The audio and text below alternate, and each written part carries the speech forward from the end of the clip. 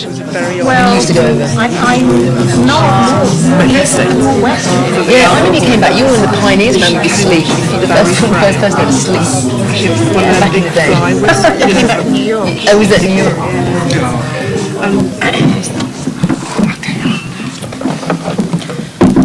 Hello and welcome to the DIVA debate.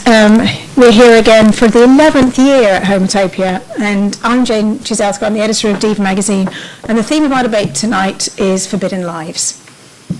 We've got about until 7:15 to talk about the forbidden aspects of lesbian and bisexual lives from the past to the present, during which we'll hear from panellists, and I'll ask them a few questions and invite you to ask some questions or tell us any stories that you have about your experiences of forbidden lives.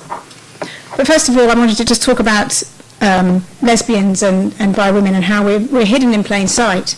I was reading an article recently by journalist Victoria Brownworth, who's one of the journalists on our sister publication, Curve. And she was saying that lesbians are still today, in 2016, hidden in plain sight.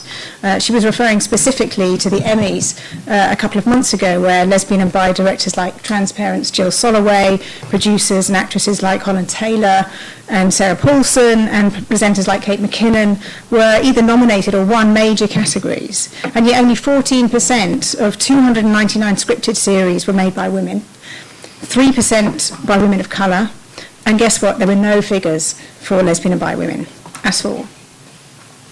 In the same week, the groundbreaking lesbian website After Ellen shut down, 10 years after its launch, because its new owners claimed it wasn't getting sufficient traffic, apparently invisible on Google Analytics, and yet again mirroring the hidden history we marginalised LGBT women know all too well.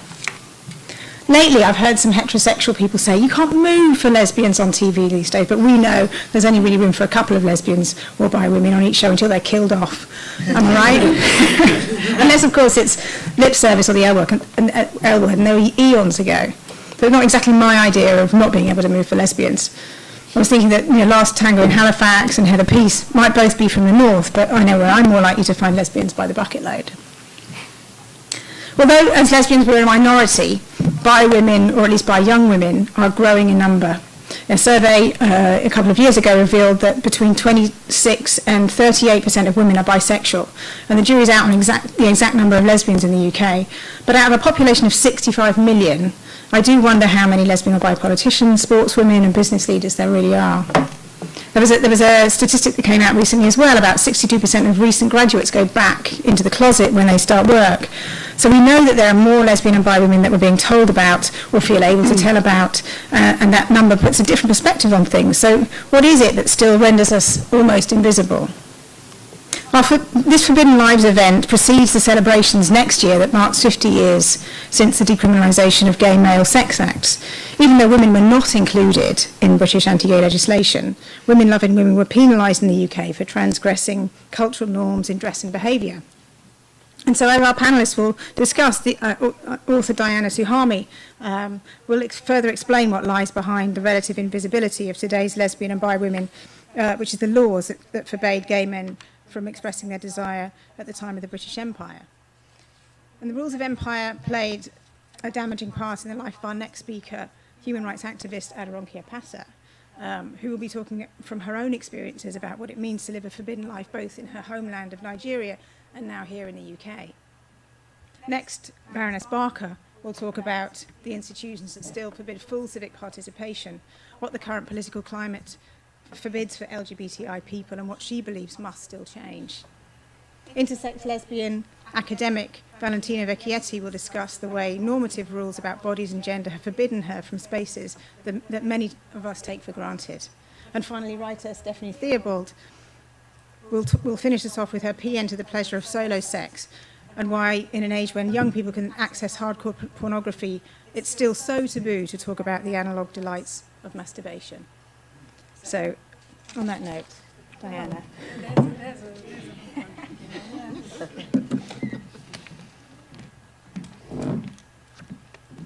Hello, I'm Diana Suhami is my name. I call my collection of biographies Di's Dykes. I started writing them 30 years ago, before lesbians existed. Back then it wasn't a word you said out loud. lesbian. Not unless you wanted your mother to have another breakdown. Researching these women's lives and reading their love letters and diaries, I saw time and again the misery caused by those who used their authority to block and undermine them. That authority was systemic: God, government, society, family. But what I also saw was resistance, rising up and breaking free. In my few minutes, I'll give a bit of historical perspective about forbiddance in this country. In Victorian and Edwardian England, there were no laws forbidding sex between women. It was just given no reference. But a few scandalous upper-class goings-on did get into the papers, like when Vita Sackville West and... I'll give you a picture. Vita Sackville West and Violet Trefusis, that's Violet, left their husbands and ran off to France together in 1920, calling themselves Julian and Eve. Their husbands chartered a plane to bring them home. And that same year, a Tory MP, Frederick McQuister, proposed that a clause, acts of gross indecency by females, be added to the criminal law that indicted Oscar Wilde so sensationally in 1895. He told the House of Commons that lesbianism induced neurasthenia and insanity, debauched young girls, threatened the birth rate, and was due to an abnormality of the brain. He was right, of course, but it's a bit strong. The clause was passed and the debate moved to the House of Lords. Their lordships speculated on the effect of breaking silence. Lord Dessart, a former director of public prosecutions, that's Lord Dessart, said, "You're going to tell the whole world there is such an offence, to bring it to the notice of women who have never heard of it, never thought of it, never dreamed of it. I think this is a very great mischief." And Lord Birkenhead, there he is, I mean, anyone who dresses like that, the Lord Chancellor agreed. "I'm bold enough to say," he said, "that of every 1,000 women taken as a whole, 999 have never even heard a whisper of these practices. Among all these, in the homes of this country, the taint of this noxious and horrible suspicion is to be imparted." The clause was rejected, and no law was needed. Silence was the way of forbidding lives. 7 years later, in 1928, Radcliffe Hall wrote The Well of Loneliness. Jonathan Cape published it unsensationally. That was the jacket that was put on it.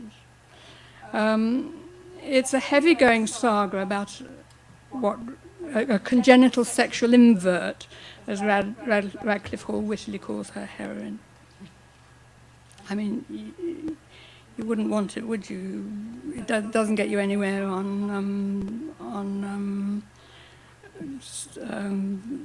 if you're looking for online. If you say you're looking for another congenital sexual invert. She saw it as a pioneer work and wanted it read by school teachers, doctors, welfare workers. Nothing very sexy goes on in it. She kissed her full on the lips, and that night they were not divided. It's as hot as it gets. Actually, it's gloomy enough to turn a bent girl straight, but the British government declared the subject matter inadmissible in fiction. They said to publish it would blight society's morals and corrupt the young. Their rage was whipped up by an editorial in the Sunday Express by its editor, James Douglas, that's him, with his headline, "A Book That Must Be Suppressed." He wrote that he'd rather give a child of his a phial of prussic acid than let them read this book.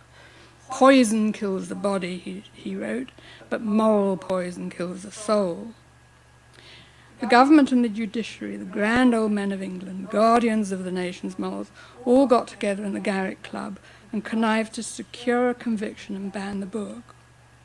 The Home Secretary, the Lord Chancellor, the Director of Public Prosecutions, the Attorney General, they all manipulated the procedures of law and disallowed any process such as hearing evidence or trial by jury which might have served the defendant's interests. Sir Robert Wallace, chairman of the court where the book was prosecuted, said it was more subtle, demoralizing, corrosive and corruptive than anything ever written. It was condemned as an obscene libel and ordered to be burned in the King's furnace. Jonathan Cape and the distributor Leopold Hill were indicted. The book was gone. The subject was forbidden. In a more adult society, the well would have paved the way for other better books that reflected greater diversity, and that possibility was lost. If books are suppressed, so is the complexity of their subject matter. For decades, the censorship of Radcliffe Hall's book put a pall of embarrassment around same-sex relationships between women. The ban on it wasn't lifted until well after the Second World War. That's in my lifetime. I wrote the introduction to that version of it. It's livened up a bit then. Radcliffe Hall was in many ways of the establishment that condemned her. There she is. She was right-wing, a patriot, religious, a member of the Pen Club, and a speaker at literary lunches. For a decade, she'd been living as a married couple with Una the Lady Troubridge, who left her husband, Admiral Sir Ernest Troubridge, for her. She owned a large London house, had resident staff. It bewildered her to be branded as corrupt, depraved, and obscene. There they are together, Radcliffe Hall and Una. She never really recovered from the insult of it all. That's another picture of them. I mean, you know. But briefly to mention a happier outcome, lots of lesbians, genderqueer women from this country and America fled the taint of such repression. They just got the hell out. And across the Channel, Paris, the city of light, between the two world wars, was like a different planet from London. They gravitated together to be themselves and form their own society. And their collective contribution was extraordinary. Without their creativity, modernism, that cultural breaking away from 19th century rules of expression and repression, wouldn't have happened. They were publishers, artists, writers, patrons, poets. There were the salons of Gertrude Stein. That's Gertrude Stein with her partner Alice B. Toklas. That's Basket the dog, making a happy threesome. 20th century literature is Gertrude Stein, Gertrude liked to say. There was Natalie Barney, there's Natalie. She wanted to make Paris the Sapphic centre of the Western world. She was very good on aphorisms. My queerness is not a vice, is not deliberate and harms no one, was one of them. Another one was, people call it unnatural. All I can say is, it's always come naturally to me. There was Sylvia, that's Natalie's goings-on in the garden of her Paris house. There was Sylvia Beach, who started the bookshop Shakespeare and Company and published banned books like Radcliffe Hall's Well and James Joyce's Ulysses. That's Joyce sitting there, and that to the right is Adrienne Monnier, who was Sylvia Beach's partner. There was Briar, that's her on the right, with her partner, H.D. Hilda Doolittle, the poet. Briar used her vast inherited wealth to help out many in the group and fund their writing and publishing projects. There was Juna Barnes, that's Juna Barnes. There was Mina Loy. There was Renee Vivian, the poet. There was Dolly Wilde, Oscar Wilde's niece, Janet Flanner, and loads of others. Romaine Brooks, Natalie's longtime lover, painted the portraits of many of them. And the writer Truman Capote visited her studio to see these portraits. He called it the all-time gallery of famous dykes. They formed, he said, an international daisy chain. And for my next book, I'm writing about the collective contribution of these dykes and their irrepressible, unforbiddable lives. Thank you.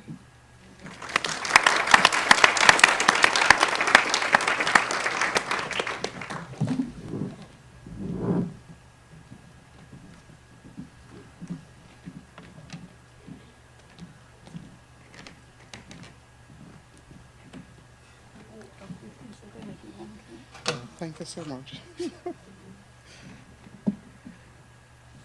Well, I'll take you through what it is to be a lesbian or a gay person back in my country, Nigeria. But I would want you to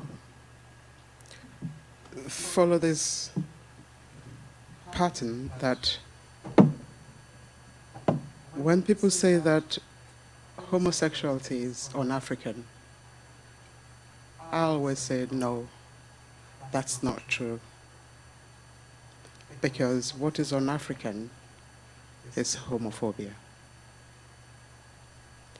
Right before colonization in Africa, we've had same-sex relationships. So many of them in my country, Nigeria. There is a particular deity called Shango. I don't know if you've heard about this deity before. The god of thunder. He would cross-dress, wear skirts, plait his hair, and all sorts. I wouldn't know what label to give to him, really. Maybe to call him a transgender or a gay person. But he was doing what he was doing, and he was who he was. So many other people living together, happily, same sex. Not until when colonization came to my country, Nigeria, and also to other parts of Africa. Then we were introduced to Christianity. I am a Christian. I grew up from a Christian family. And I will continue to be a Christian. I'm not going to run away from that religion because it suits my soul. When I need it, it comes handy. So I know it might mean some other thing to some other people. But what it did was to bring this poison that hurts me, that hurts other people from my country and other parts of Africa up until now. That would then end up being criminalized for being whom we are. And it pains me and hurt me that even in Nigeria, 1960 was when my country got independence from the British colony. But we're still not independent when it comes to the law against homosexuals. Because prior to independence, there was this law called the law of sodomy that was introduced by the colonial master. And one would imagine that when we got that independent, that penal code would be repealed. But it was kept on. And not only that, it got expanded upon in 2014. And I think that was to serve the purposes of Christianity. Or, including those of other religions, our politicians, and people who just want to hold on to power and look for some people to blame when it is not working for them. So it was expanded and then named the Same-Sex Marriage Bill. This then so toxic that we cannot gather. I mean, it cannot happen as we're gathering now in Nigeria. Never. The owner of this premises will go to jail. You can't even come in here anyway. And I cannot be standing here talking. You cannot hold hands. Even in your private room, if you're caught, you go to jail. If your brother or your sister or your neighbor does know that you're one and they have not reported you, they're going to go to jail. So you can see how much of environment of fear that people are living in. And I happen to grow up in that environment up until I was 37 years old. It was hurtful. It led to me losing so many things. It derailed my life. I can appear happy, I can appear okay. But when I look at the journey of my life, right from when I began to face persecution up until now, my life has been derailed because of what some people think they could do to helpless people like me. And there are so many people in my situation that are going through the same trouble. That made me to flee my country and then come to the UK. And ever since I've been in the UK, I would say to you that it's not been better either. You might want to say, why is it not better? Because it is presumed that we cannot be whom we say we are from Africa. Therefore, if you claim to be one, you're lying. Because you just want to be here, you want to stay here. And we all know what the climate is on the government in trying to reduce the number of immigrants and asylum seekers. So that made it again compounded for them to always refuse us at each stage that they can. 13 years now, I've been pleading my case with the government. And I don't know how it's going to end. So if 13 years of my life is in limbo, very active years of my life is in limbo, then when am I going to enjoy my life?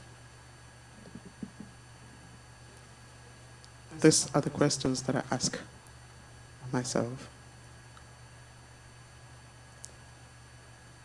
During the time, I think I decided to go back to school because I have a BSc in microbiology back in my country. So I went back to school here to develop myself, have my master's degree in public health, do MVQ level 4, with the hope that very soon I'll get my paper, then, my life can be what I really want to be. But with all of that, I still cannot make use of them. I cannot work because that's the law. And every day that passes by, I'm getting older, just like any other person. And then to reach that goal becomes further and further for me. And there are so many of us in the same situation. Some of us have been forced to want to prove whom we are. I don't know if you've heard about the scandal that talked about proving your sexuality, where people have to produce videos of intimacy in their rooms to prove to interviewers that they are lesbians, they are gay, they are who they say they are. I think it's dehumanizing. And I'm not going to run away from that. Because looking at 13 years, I said to myself, if that's what people have to do to get on with their lives, so what am I holding on to that happened to me, which I greatly regret? It's still not got me anywhere. You want to look at that and say, so why have you not got it? But I still haven't got it. I'm just crossing my fingers that one day somebody will be somewhere who would see through the clouds and be able to pinpoint the truth in my case and allow me some safety. Well, I'm not going to take too much of your time. I was going to show you this. hope I can walk through it. Is it up? No,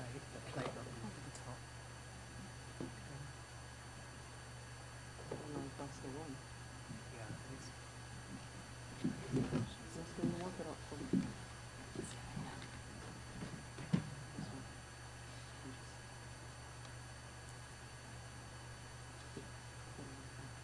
Out of it.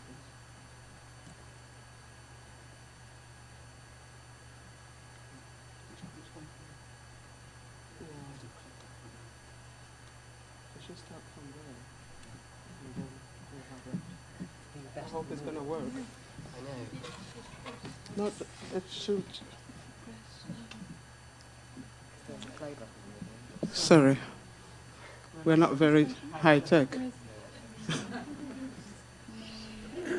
And enter. Okay. Oh, thank you. Yeah, so going through what I was going through here, which I'm still going through, made me to talk to my partner.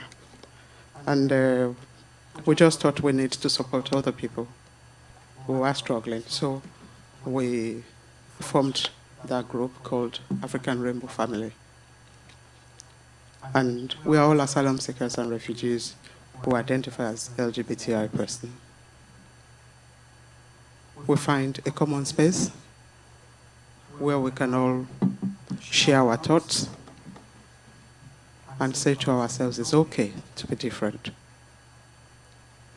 And then we find out that there are so many other support groups for LGBT asylum seekers and refugees, but we've not really had one that has been led and run by the people that are affected by this issue themselves.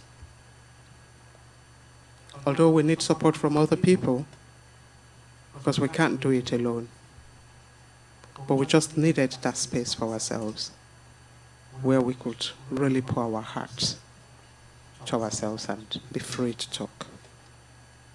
We've done quite a lot of things. Within a year or two of forming that group, we've been able to support so many people to get their stay, not doing the interview for them or acting for them as solicitors, but at least we've been able to refer them to competent and trustworthy solicitors. We've been able to support them to go through emotional distress and all of that. Some of the things that we've done, like going to Pride, the very big one is taking on the Nigerian government and wanting to repeal Nigeria anti-gay law. We started that in 2015. It's a huge one. It's a very big thing to do. And I'm sure there are other people who are doing the same thing. So we are working with other people who can help us, who can put their voices in, to put pressure on Nigerian government. And not just Nigerian government, the other governments in the Commonwealth countries, because I think about 42 of them still criminalize same-sex relationships. And we want this to be repealed. But we just thought we'd take it from Nigeria, where I come from, and other people can probably follow. We've been involved in giving evidences, writing submissions, and just see how the policies in this country, when it comes to assessment of LGBT asylum seekers, could be influenced. Because one thing that I realized is the system kind of tends to judge us with the Western world standard, which is wrong. They need to know. If we don't let them know, they might not know, and things might not change. In my country, where I come from, it is often you cannot face someone in authority and speak to them and look through into their eyes. It's not done. Because it's an act of disrespectful in my country. And it's like that in other countries in Africa. So when you come here, and then the interviewer is interviewing you, and then you are like this, they say you're hiding something. they say you're lying. So you can see all those little things that could really, really damage people's credibility. To them, the interviewers do not know. Or maybe they know, but I want to assume that they don't know that that's our culture. So that's why I am thinking that if we begin to raise these issues, they look so minute, but they are quite important. They damage people's credibility. So if we're able to raise all this awareness, things will begin to change. Then they can understand from our own point of view how to judge us, how to assess our situation. Because for someone who's been in the closet all of their lives, how do you expect them to just meet with someone that they've never seen before and then open up and talk about what they're going through? It's not possible. But they expect them, or they expect us, to do it. So we're trying to let them know that we need time, we need that environment to allow us to be relaxed and enable us to be able to speak up and say what we're going through. So that's why we have African Rainbow Family. So you can see that even though it's forbidden in my country, it's still forbidden for me in this country.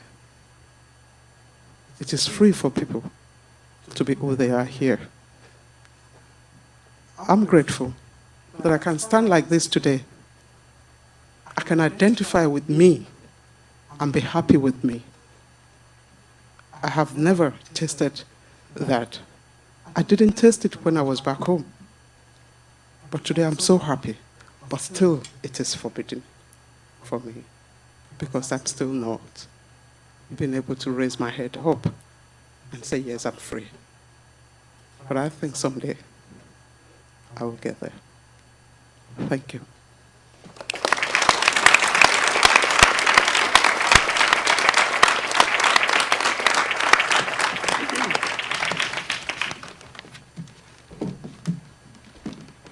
Well, from low-tech to no-tech. Thank you, DIVA, for allowing me to come back to Liverpool. Not a place that I've ever been very much, but when I have, I've really, really enjoyed it. And it inspired me when I was thinking about what I was going to say today, because a couple of weeks ago in the House of Lords, I met a delegation of people who'd come from Albania. And those of you who are of our age will recognise that there was a period of time before the Berlin Wall came down and communism ended, when Albania was one of the most closed societies in the world. Albanians only were allowed to have relations and to learn things from China. The whole of the Western world was forbidden to people from Albania, and none of us knew what happened or went on there either. And so I was talking to this lady who'd grown up passionate about the English language and English literature and all that. And I said to her, you know, you lived in Albania and you didn't know anything about the Western world at all. And she said, no, except one thing, the Beatles. And I thought, oh God, the Beatles managed to get into Albania. And I was thinking about this the other day, and I thought, you know, lesbians, we're kind of like the opposite of the Beatles, because we're everywhere, and yet we're hidden and ignored. And it set me thinking, why is that? Why is that? Why is it taken us so long? And why we still not achieved a level of visibility that even gay men have done. Things have slowly changed in the House of Lords. You were talking about you know, Lady Trowbridge, and Diana, you fulfil a really important service to the community, which is to tell us our history, because we don't know it. I don't know whether you know or not, but I only found out recently about Viscountess Falkland, an amazing woman. It was she nearly drowned on the Lusitania. She was the daughter of an industrialist from South Wales. She ran Time and Tide magazine. She was a lesbian. She fought for years and years and years for women to inherit titles and get into the House of Lords. She never made it. She never made it herself. And loads of people don't know about her. We have actually got a picture of her hanging up in the house now. And now things have changed. I mean, thank God, we don't have to abseil into the House of Lords anymore, because I haven't got a head for heights. I couldn't do that. And we also had earlier on this year, we had a newspaper, The Independent, had a photo call for all the LGBT members of both houses of Parliament to come and have our photographs taken. One of the marvellous things about that picture, which appeared in The Independent, was that day, Jenny Hilton, Baroness Jenny Hilton, at the age of 82, publicly came out as a lesbian and came and stood beside the rest of us. Absolutely made you think, we are changing. But we are still hidden. We still have a National Health Service, which you'd get better service if you said, you know what, I'm a leprechaun. They'd have more idea how to treat you than if you turned up and said, I'm a lesbian. We routinely are ignored, even in terms of what should be universal services. Screening. I don't know if it's ever happened to you, but most lesbians I know have got dreadful stories to tell about how they are treated when they go for cervical cancer screening. That's completely unacceptable in this day and age. And it stems from us being hidden and forbidden. I've been sitting pondering for some considerable time about why it should be. I think probably the truth about it is that certainly for those of us in many of the Western societies, we weren't in the same position as men. We were not criminalised, so we weren't technically going to end up in jail. But we learned this kind of self-censorship, keeping quiet, keeping our heads down, just to make sure that we could kind of get by. And I also think that the fact that very few of us, notwithstanding some of the dramatic examples that Diana's given us, very few of us were wealthy enough to be outrageous and flamboyant and take the risk of being noticed. So individually and collectively, we kind of learned this art of hiding.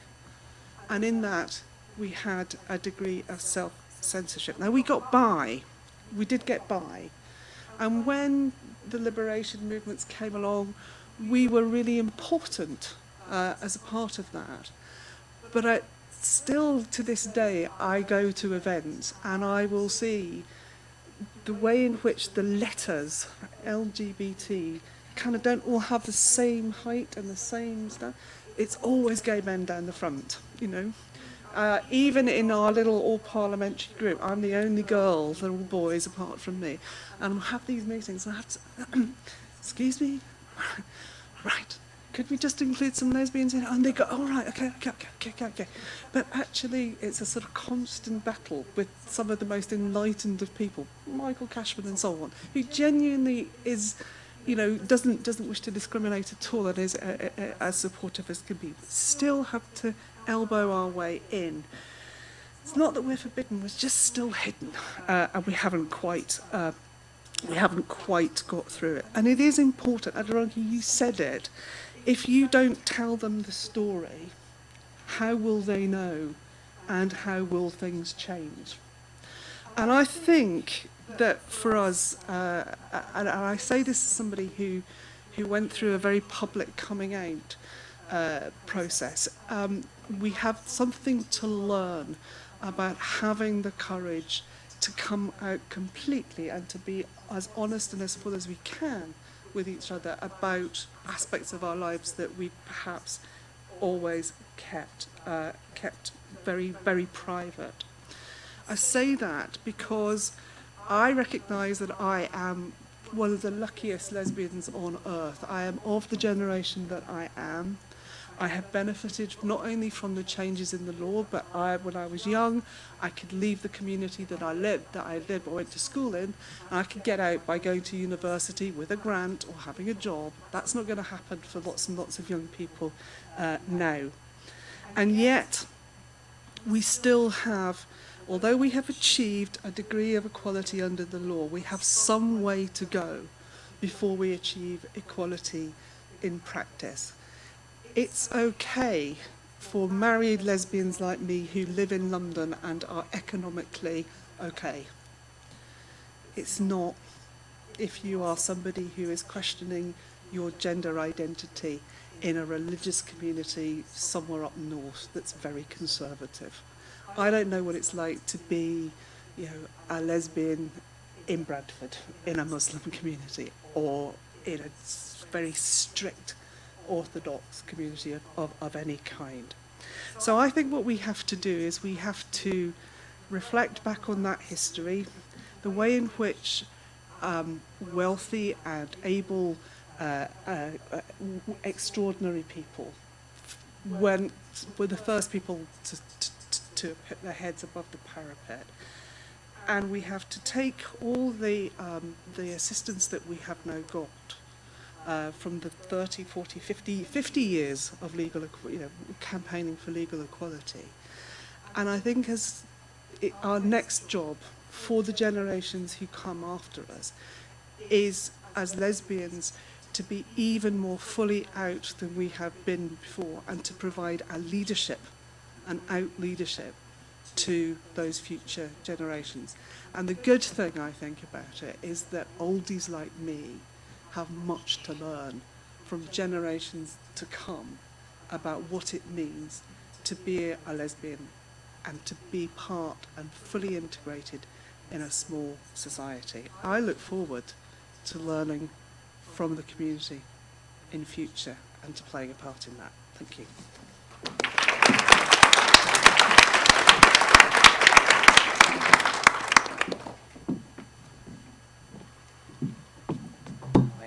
See if I can make this work.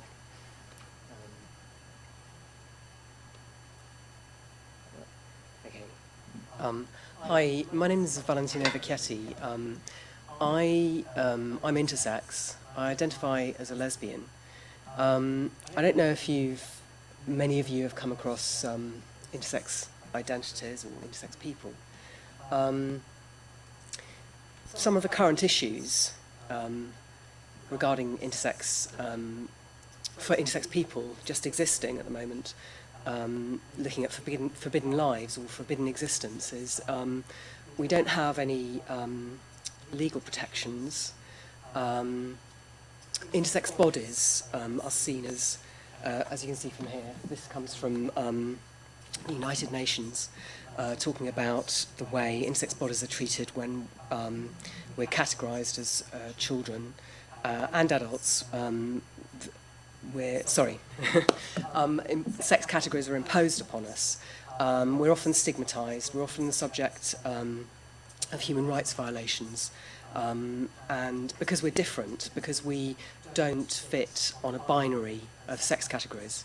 It's hard to talk about because most people, when I talk about this, are very surprised. They either haven't heard that intersex people exist, or they don't know that we don't have any protections, and that all throughout the world intersex babies are operated on to assign them sex categories without knowing really how that person's going to identify when they grow up. So for Forbidden Lives, I was very grateful to come along today and talk about that, because it seems very much that intersex lives are, very much forbidden lives. So I've talked about, so there's a lot of discrimination. There's one country currently that has a law to protect intersex people, and that's Malta. They've just recently. That's the only country that has a law to stop operations on intersex infants. So we've got a long way to go. We don't have any protections in this country. There's nothing to stop operations from occurring that cause a lot of damage to people. Also, growing up, when you're intersex, it's very difficult to access elements of healthcare. You can be barred from accessing sport. You can be barred. It can be very difficult to enter into relationships when you're existing in spaces that don't really understand what your existence might be or what your identity might be. If anybody's interested in learning more about it, we've got there's an Intersex Day project, and anyone can ask me about this a bit more later on, or if someone wants to take a photograph of the slide, they're welcome to. But you can just search intersexday.org and find out more. But the reason I'm here today, apart from raising awareness about intersex existence, is also I want all of us to think about binary notions of sex categories. I want all of us to think about how that excludes the realities, not just of intersex lives, but of all of our lives. Thinking about that, I recently collaborated with an artist for an exhibition on a comic, and she wanted to tell a story about intersex existence, and so we looked at what we did was we made a comic. We called it In Out, Gender Through the Brexit Lens, because we were talking about how divisive binary notions are and how Brexit had been a very divisive campaign, and how much harm that had caused. And similarly, looking at my existence in that comic, we kind of mixed the two together. So we told some stories about what it would be like for me existing, and so I've got some clips, some bits of the comic to illustrate that.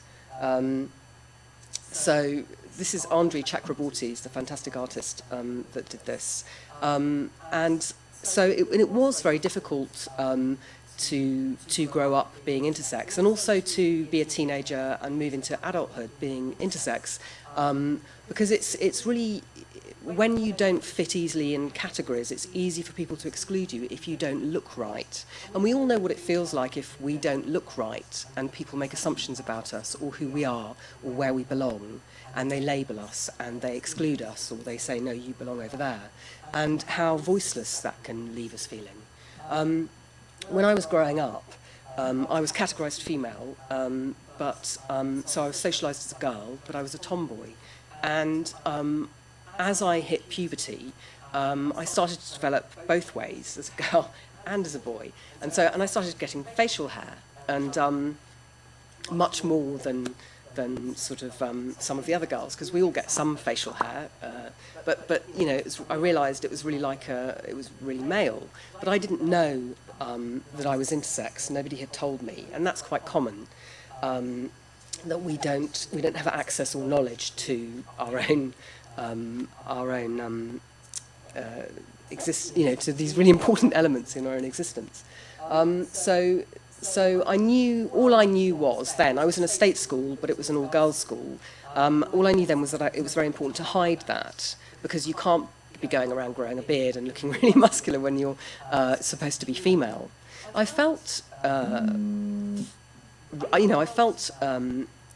female, I felt a bit male. I didn't know what I felt, but I didn't know what was really happening. So I did hide that. And also, I learnt to feel shame, and I think it's really important to think about the shame that we internalise when we're developing in ways that we don't expect to, or that society doesn't accept. And I also realised as a teenager that I was probably a lesbian, but I didn't really know how this fitted in, because I didn't really know how to have the same kind of puberty and the same kind of experiences that my peers were having, because I felt nervous of engaging with people because I knew that I was a bit different. And as I kind of got older, I was more and more aware of that. So I spent a lot of time hiding and not letting people know, and being quite secretive about myself. And because I was really aware that it isn't an okay existence. It does feel forbidden. It does feel like you're not really allowed to be that different. It did feel like there wasn't a space for me in these binary spaces. But but when I came out, not until I was in my 30s, and after I had, I don't know, 3 girlfriends, and then the third girlfriend was, I kind of admitted, I stopped getting up really early in the morning and shaving, and admitted that I had facial hair, but she liked it, and I was really surprised, and I was really, I felt kind of empowered, and I thought, I'm going to stop hiding my hair. I'm going to be a woman with facial hair. You know, Frida Kahlo was a woman with some facial hair. I can do this. I'll just be more myself. And she was really accepting of it. And in that process, I let my hair grow, and I did feel really empowered because I wasn't hiding so much of myself. And in the small space where I was with my girlfriend or where I was in club with close friends, I kind of thought, oh, this is okay, I can do this. But in wider society, it wasn't working. But sadly, not just wider society, in lesbian spaces and women's spaces, it was very problematic.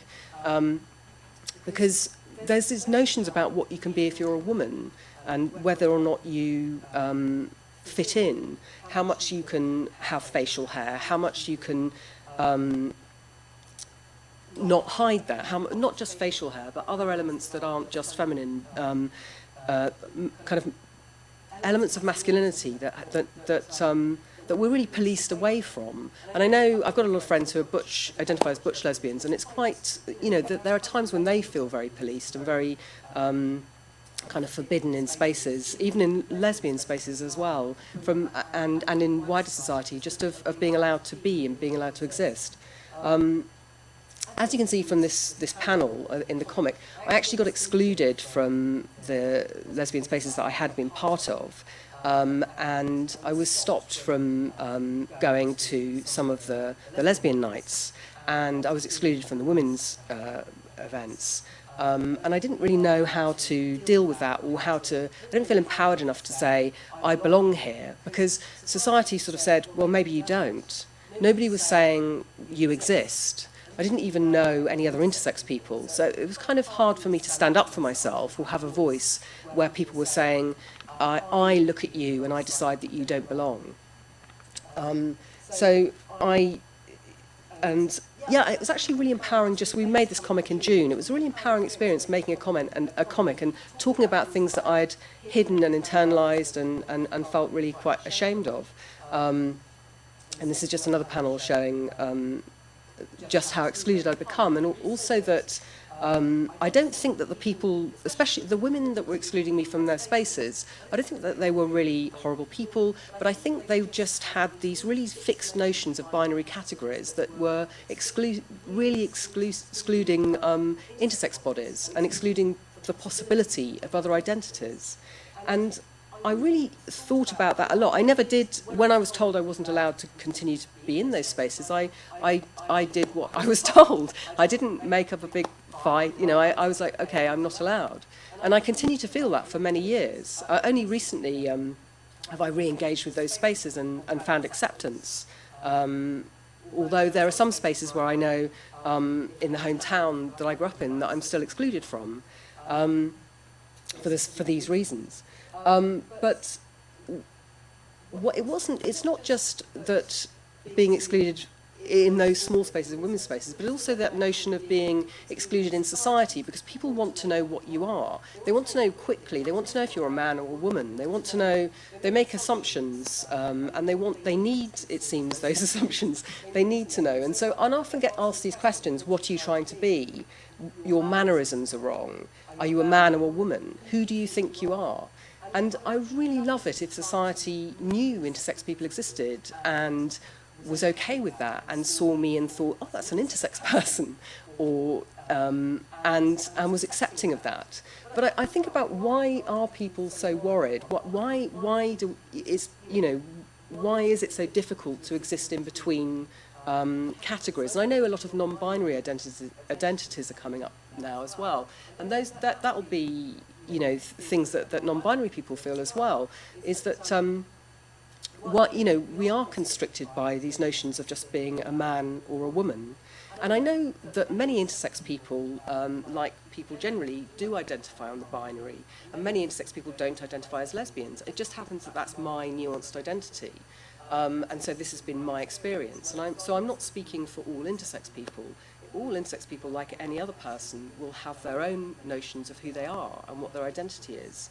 But where the problem is existing is that we're all affected by these notions of male or female, and these categories are imposed. When we're born, the first thing people want to know is it a boy, is it a girl? And those ideas about us, those labels, those imposed categories occur for all of us. It's not just intersex people. It just so happens that many intersex people, as you can see in this panel, surgery is happening here to make it be a girl or a boy. I don't know if I'm standing in the way, if you can see. But so when we're all born, we're all given a label: boy, girl, boy, girl, boy, girl. That's it. But as we grow up, as we stand up, and as we discover who we are, we label ourselves. We decide who we are. We might be labelled and categorised male at birth, but we find that we might be a straight woman, we might be transgendered, we might be male but identify as a lesbian. If we're female and cisgender, we might be a non-binary lesbian queer. There's all these different identities that we can have, that we learn who we are. And it doesn't matter what imposed category someone gives us, because that's not going to necessarily be our identity. There's this big disconnect in society between how we're labelled and categorised and how we actually find that we exist in reality, in spaces, with each other and with ourselves.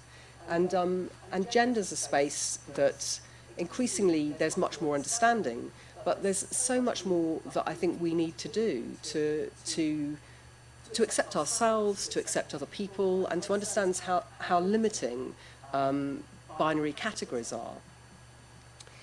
So some of these questions kind of don't, in many ways, don't make sense. Who can be a lesbian? Can an intersex person be a lesbian? When should we exclude an intersex person from a women's group or a lesbian event? Or on what should we base exclusion on? But who decides, our identities? Those were questions, the questions I just read out, were some of the questions that were kind of considerations that were made when I was excluded from these groups. So people actually felt that it was okay to make those judgments and not think about my identity. And it's not just me, it's all of us when we're coming out as lesbian, and people say, and people might not accept our identities there, or gay, or any of our identities, and people are saying, no, I look at you, I label you, I decide who you are. But only, who does decide our identities? Do we want to be in a society where other people are deciding our identities and fitting us into categories, or do we want to be a society where we're deciding our own identities and recognising that in others and allowing other people to have identities and trying not to make assumptions? So yeah, like I say, like non-intersex identities, intersex identities are many and varied. But I think together we can create some inclusivity and acceptance if we could look freshly at the categories that we've been given, if we could question them, and if we could think about how to include intersex people in spaces that we exist in. If you are in an LGBT group, maybe ask them to add an I if there's no I there. Think about people's identities. When people are saying, I identify this way, or I think I'm this, or I think I'm that, and even if you feel a sense of, I don't think they're like that, I've known them for years, that can't be right, just pause it and hold it back, because we all do it, I do it, all of us do it, and sort of think, actually, that isn't my place. I can't be labelling who someone else is. These are, I think we're brought up in spaces where, because we're imposed with male, female, binary categories about the possibility of identity, we kind of fall into that as a default. And I was thinking about that in DIVA magazine. All of us were interviewed in DIVA magazine for this event, and when I've spoken to people theoretically about seeing beyond the binary, people can say, no, I get that. That's right, yeah, if I think about it, of course. But in those moments, in those actual lived moments, it's very hard not to fall back on these essentialist notions of of what we've learnt it's possible to be. And I think the work of it comes from all of us. We all need to create change and to take a moment and identify and recognise other people's identities. So and that is all I wanted to say. Thank you very much. And I'm looking forward to questions later. Okay, thank you.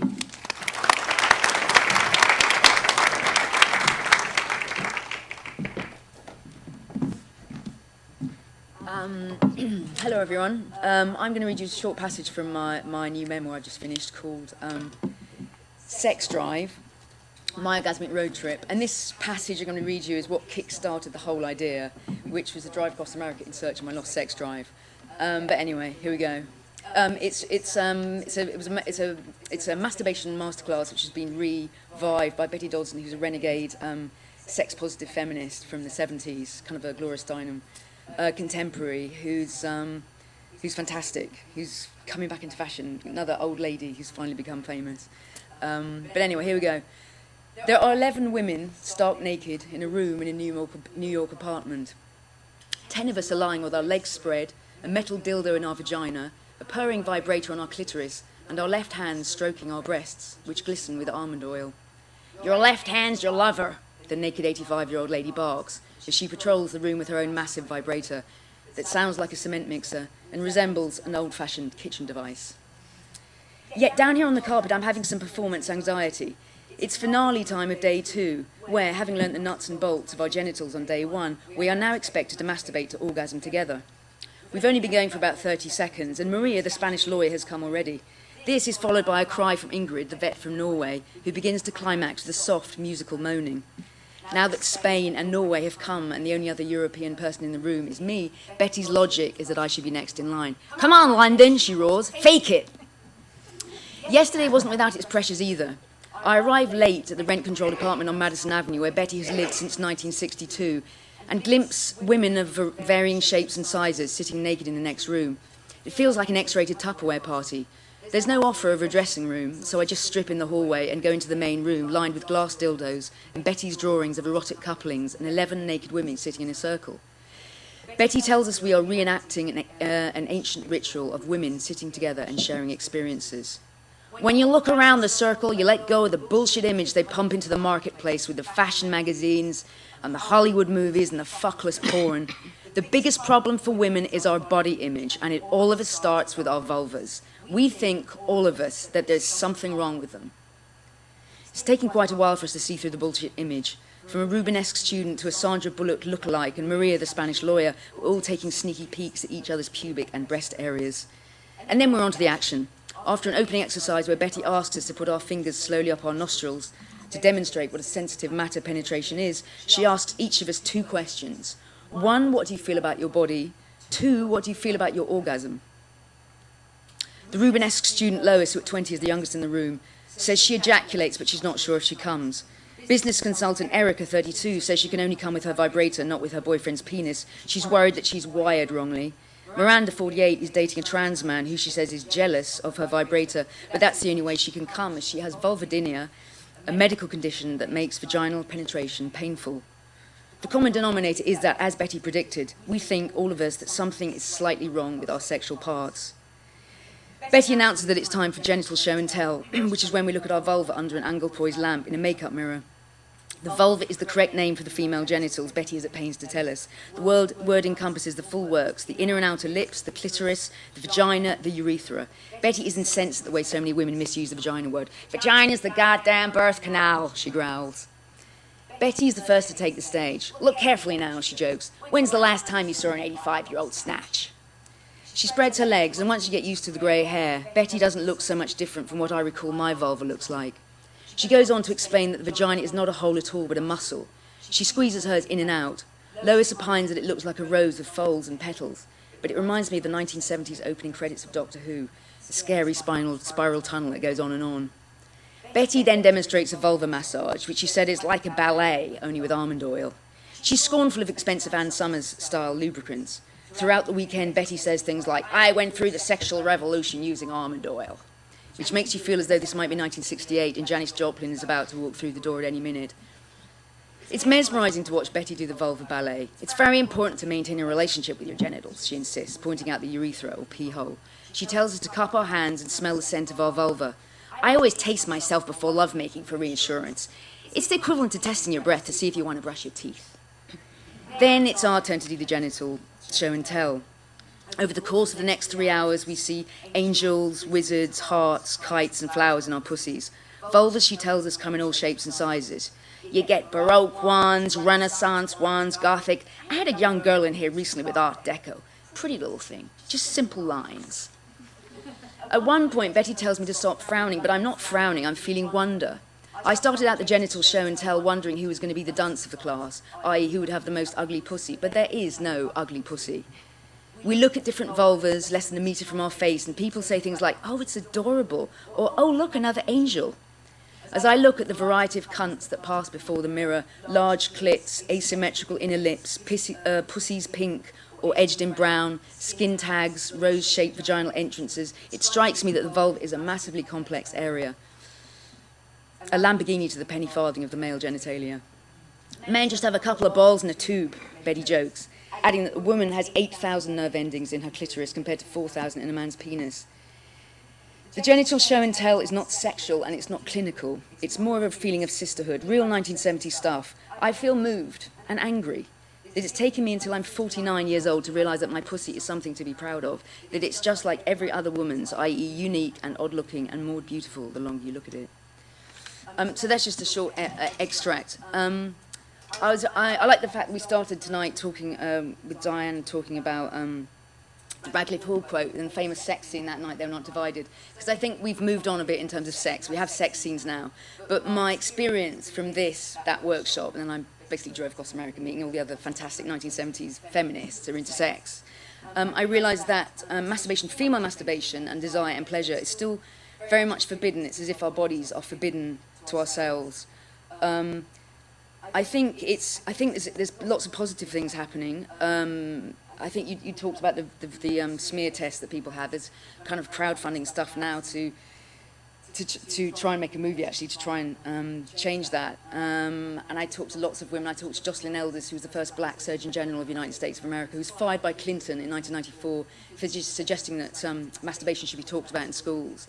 She's now got a sexuality course, a chair, actually, at the University of Minnesota, you know, trying to teach doctors that, you know, doctors have like something like 10 days in the whole of their medical training to talk about sexuality, specifically female stuff, and to learn about that. So my point, I guess, is that things are getting better, and OMG Yes, I guess you've heard of that, which is a fantastic website where you can, women actually, Kinsey never did this. No one has actually, until this point, till this year, 2016, has actually talked about how, the nuts and bolts of how you have an orgasm, whether you have partner sex or solo sex. So this is all happening, and I do think the first sexual revolution was very male, you know, you couldn't get the pill in the 60s, you have to be married, all that sort of stuff. And now I think stuff is happening, and it all starts with our bodies. It starts with masturbation, which is the foundation of our sexuality. You know, if you don't know how to come, you can't expect anyone else to tell you how to come. And so I think I think what's happening now is that we are trying to talk about our body. We're kind of reclaiming our own sexualities. I mean, enough of the masturbation book. If you look on Amazon, masturbation book, there's lots of books of bananas on the front, hilarious jokes about, you know, male books about male sexuality. So I think things are changing, and I think it's good that we're all talking about these things now. So thank you very much.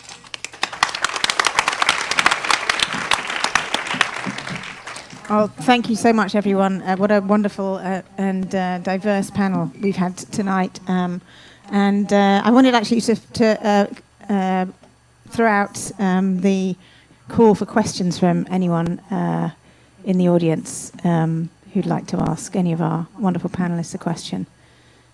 Anyone had their curiosity piqued? There is a roving mic if people don't want to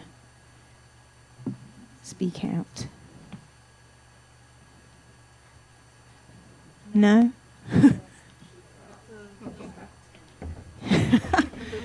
All right, we've got somebody down here at the front. Okay, I'm going to start with something which, for me, linked the first two speakers, which was sort of the history of our lesbian lives and colonialism. And I was really interested by what you were saying, Aderonke, about in Nigeria and that whole history of lesbianism, which has been disappeared and was disappeared effectively by the Christian input to, you know, at the time of colonialism. And I've spent quite a lot of time in India. I've got a lot of know a lot of lesbians from there, and have seen that precisely the same thing has happened there. That, you know, there was that massive force which silenced so many women over the years. And quite interestingly, some of the research that's coming out now, you know, there's some really great Indian academics, and one, Ruth Vanita, who used to edit Manushi, which was the Indian equivalent of DIVA, but before they realised that they were all dykes that were running it. And they've produced a book which talks about India, and particularly the artists in India who, in one of the major cities, were able to switch between, you know, they were very gender fluid. So you had people who were lesbians writing poetry, and maybe they were lesbian one day and they weren't quite sure what they were the next day. But there was a very creative space there. And I think that was destroyed, that was lost. And I wonder, you know, we never had it in this country, as Diane was talking about, you know, that we never got to the point that Paris got to. So how might we go back to discovering that creativity, that art, that space for our identities to be so many different things, and what are the routes that you would see being possible here in sort of England, Brexit, pre-Brexit, post-Brexit? You know, are there possibilities for us all, or are we just going into a sort of darker future? Sorry, that's a wonderfully wide question. And is that a question to both Diana and Aderonke? Is that a question to both of them? Yes, or everybody. Or I don't mind having a go, and then I'll pass to you. I mean, what I wanted to really show in that brief. Do you want to use your Oh, microphone? I'm sorry. Sorry, is that better? Yeah. In the brief talk that I gave was really, you know, the repression, which was very similar to, you know, Nigeria now, where these men who are the establishment, who are the authority, say, no, you can't do that. You can't do that. You don't exist. But why I wanted to make the contrast with Paris, and it was the Second World War that put an end to it, was that, and it wasn't just that they were rich and women, because some of them weren't. But what they did was to get out and not abide by those rules, and be creative, do what they wanted to do. It wasn't a question of saying, I'm a lesbian. They were lesbian, and that affected their relationships, but they wanted to do this creative thing of modernism, which was to break away from the old repressions and this shock of the new, and have a new way of saying things. And I don't feel pessimistic about what's happening now. If you look at the number of women filmmakers now, if you look at the number of women on the Booker Prize list, lesbians on the Booker Prize list now, if you look at the, you know, people, I think, much more than certainly in my lifetime, I've seen this evolution, not just of rights, but of contribution. And I think it will go on. And I think, you know, well, I don't know whether Brexit and Donald Trump and Putin between them will end it all for all of us. But if we can have our say, I think there's a huge creative renaissance that can happen again, like in Paris between the wars. What about you? Thank you. Well, I would love for that law not to exist anymore in my country, Nigeria. Because that's when people then gain the freedom and be able to be themselves. And then they can, from there, begin to tell the story of what it used to be when it was very toxic. In fact, when she was talking about how all these things evolved from the past, I was very, very moved. And I was thinking in my head, oh, there might be a day in my country that will be able to say something like this. You know, so I am really looking forward to that day. So I'm such an optimistic person. Even though it takes perseverance and all of that, there will be pain, there will be agony, but I'm very, very sure whatever we want to achieve, we can achieve it.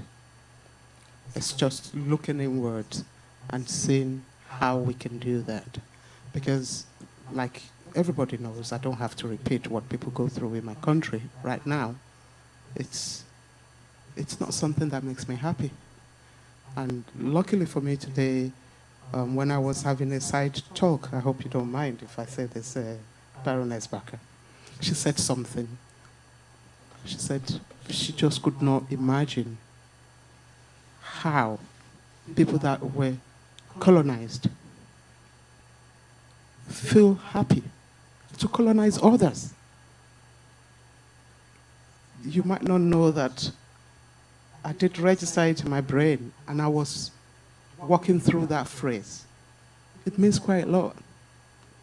So if we were colonized, and we could recognize what colonization meant, and still within us, we feel happy to colonize people amongst us, that tells you that we have a lot of work to do.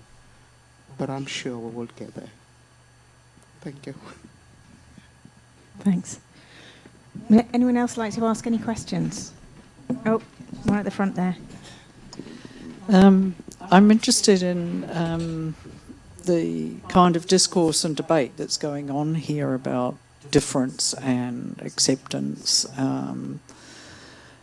and legality, equality, and so on. I wonder how much there is in the background the discourse of patriarchy, because I feel that we're very much looking directly at ourselves and society around us, but I wonder how much, over the years we've talked about patriarchy, but I haven't really heard anyone present some kind of analysis or discourse around patriarchy, and how in the background I feel very sure that patriarchy is still very alive and well, and how much our laws are controlled by patriarchy, and how much threatened patriarchy feels that as women or intersex, whatever, that we are a threat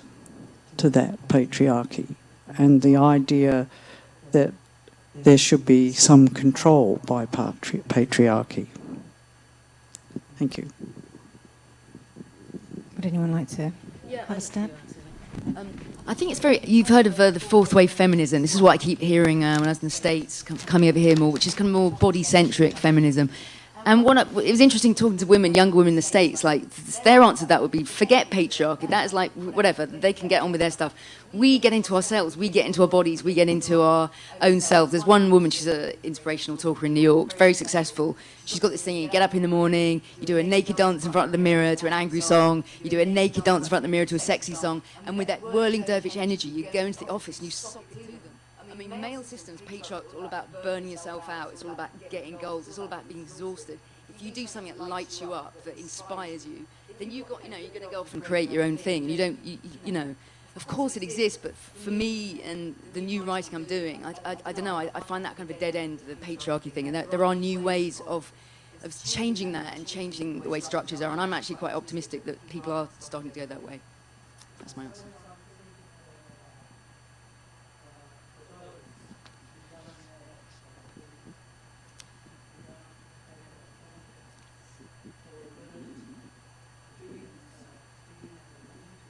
Right.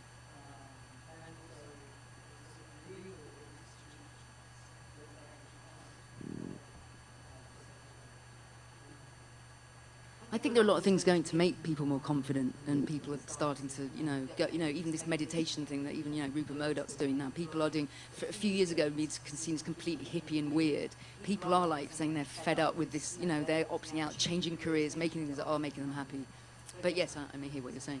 I think that's a brilliant question, and there are loads of different angles we could go for, and I'm not an expert in law or kind of politician, but I do know that what people have to say en masse makes a difference, and one of the brilliant ways we can change the way people think and help people to empathise and help people to consider making changes and asking for change and asking politicians to make changes is by raising awareness. And so I think really we all have a big job to do, and so does broadcasting, in raising awareness for our minority groups, and also for women as well. If we can raise awareness, if we can increase knowledge through broadcasting, through events like this, then I think we'll create change from within, and we'll create change through just through spreading information and people's ability to accept change, I think. Can I say something? I mean, I think behind the question, what you're saying is absolutely true, that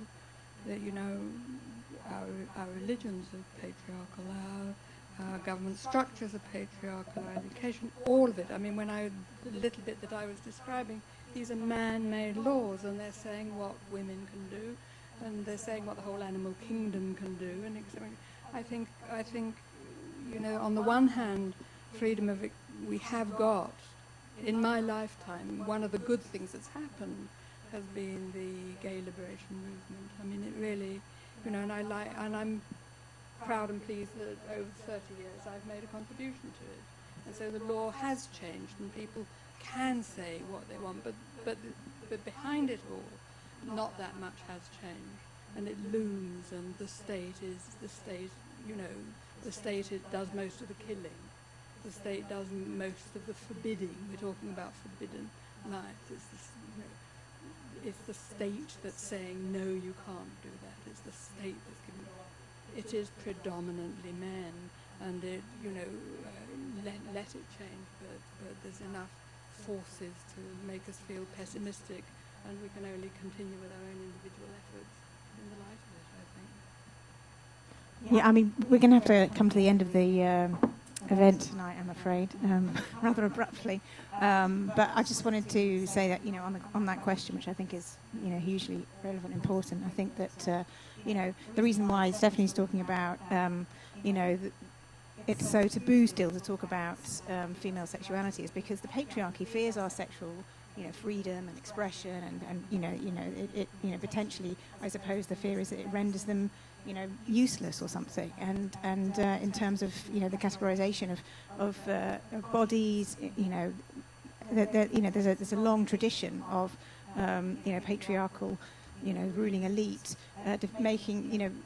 defining kind of distinct sex categories of male and female in order to ensure kind of social control and police individuals in that way. And I think that, by challenging that through, not being, supporting trans identities, supporting, intersex identities, being supportive of LGBTI, and really, challenging the way that we are divided up is crucial to challenging the patriarchy, and that happens in all sorts of different ways. Baroness Barker is doing that, in her own way in the House of Lords, and Aderonke is doing that in challenging these old colonial rules, and Diana is doing that, by exposing what's gone before, and I think that we can build on all of that and go forward and change the world.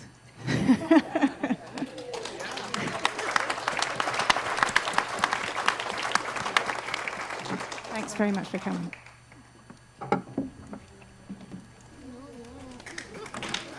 They are me.